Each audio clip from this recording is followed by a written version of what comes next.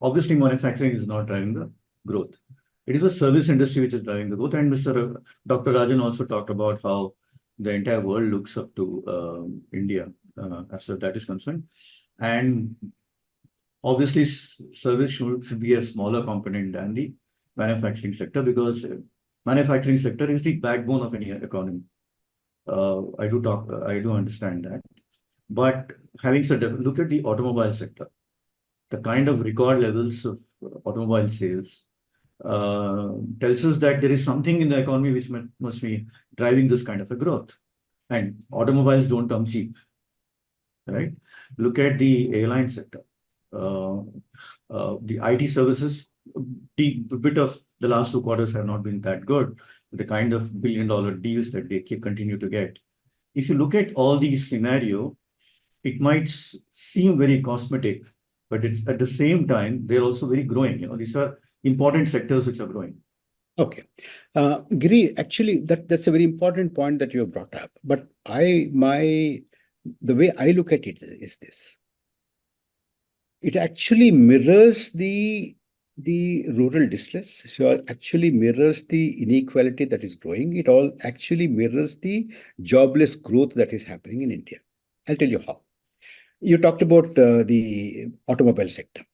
Now, if you deconstruct the automobile sector, the sales of automobile sector, the high growth is seen in the SUVs and the high-end vehicles, not in the low-end vehicles. Not even. I mean, forget about the two-wheelers. Two-wheelers is in a very bad shape, which means that it actually reflects the kind of growing inequality, growing richer and poor growing poorer.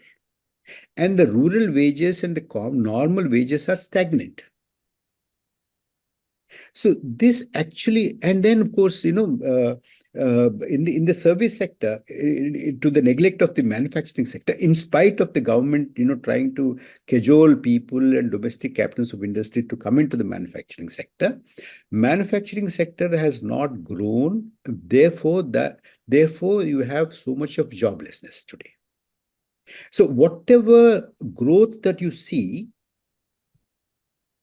as you say, it is in the service sector, but what kind of a service sector, and whom does that service sector serve? Now, for instance, you have a tremendous growth in the numbers of billionaires in our country last 10 years, from 125 to today, I think it's 165 or so. Yeah. And then you have a massive expenditure on pre-weddings. Now, if you and there are people who would argue that that also has generated a lot of employment, incomes, and things like that.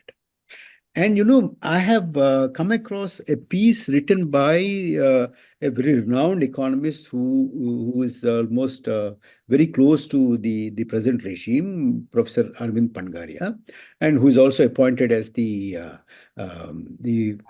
Finance Commission chairman. He said, "Don't lose sleep over inequality."